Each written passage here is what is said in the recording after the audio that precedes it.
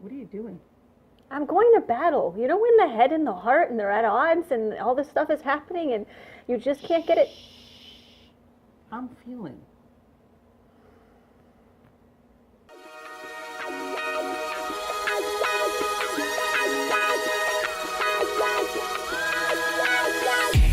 The Naked Truth, episode 115.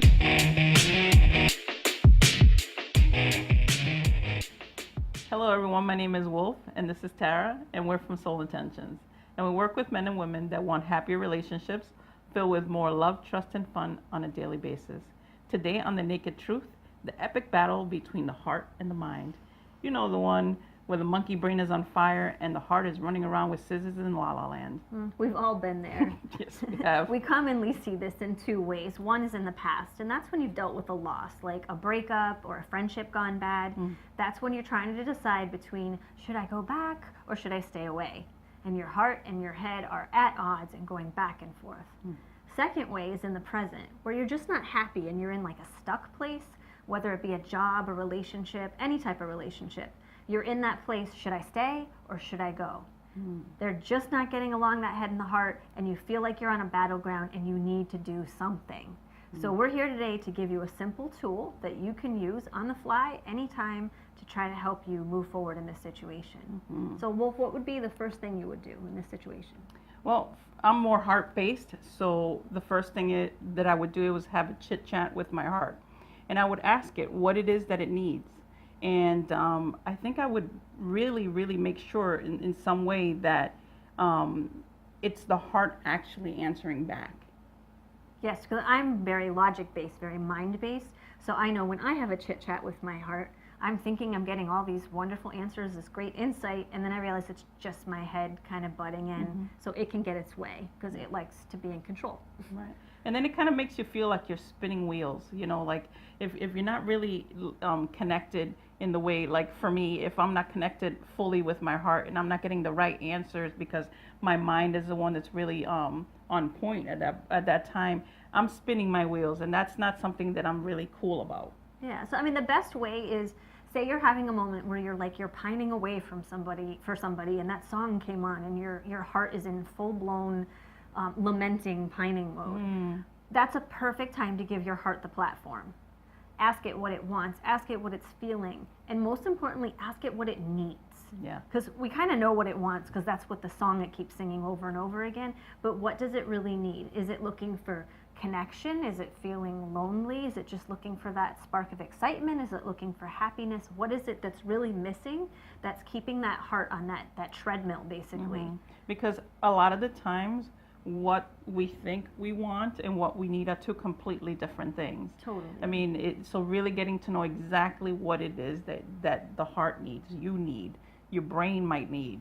Right. So then you're going to ask, say, your mind on the flip side, when your mind is like mulling over all of the past good and bad experiences that you've had in this situation, and it's just nonstop, repetitive, replaying the memories. So you're going to ask the head the same thing. You already know what it's thinking, but what does it want? What does it really need?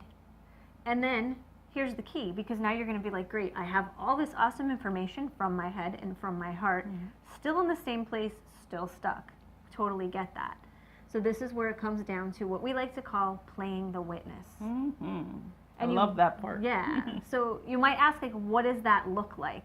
So say you have two friends that are having a disagreement, or another couple, and you can watch what's going on for them, and you know in an instant how to fix everything about their lives. We're all really good at this, how to fix other people. It's a magical place. Yeah, not so good about doing it for ourselves.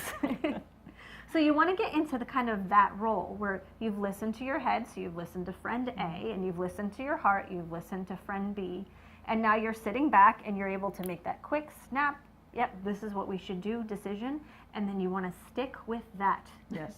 Take action as soon as you make that decision, because if not, one or the other is going to start going again, and it's going to walk you right back into that same place. Absolutely. I mean, I earlier I said, you know, the heart's running around with scissors kind of thing in La La Land, but it's kind of in the same frame. You know, when you make that decision, you have to do something drastic, something that's going to catapult you in such a way that it's clear that your mind is on point, your heart is on point, and you've played the witness and you know exactly where you need to go. Because you might feel stuck, but deep down, you know what's good for you. You know what's not good for you. You know all the reasons you left, or all the reasons that you shouldn't go back, or all the reasons that you've decided to stay. You know them all. You've been through them exhaustively, and you're tired of it.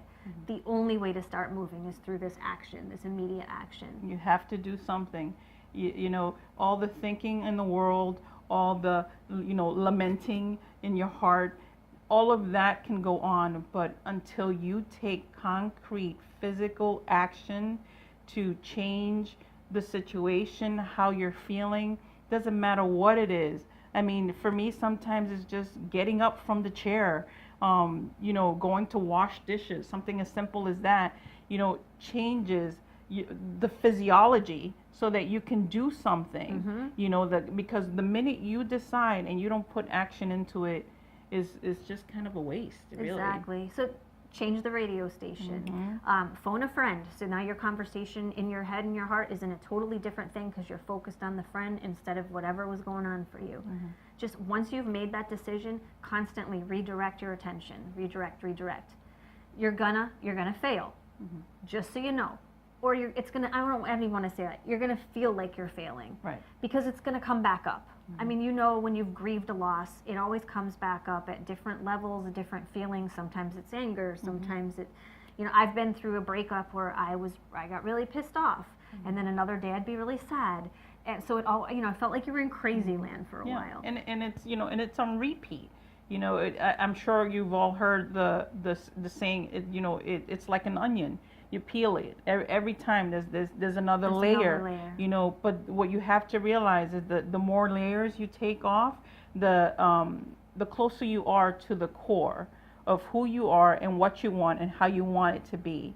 So, you know, if you're in that moment where you don't know what it is that your heart wants or that your mind wants, you know, really sitting quiet and listening to both aspects and playing the witness and deciding and put it into play like we've said before, because that is absolutely the recipe, I think, for really changing things. You know, like when I was going through my breakup, you know, I was pissed off, like, you know, like Tara was with hers.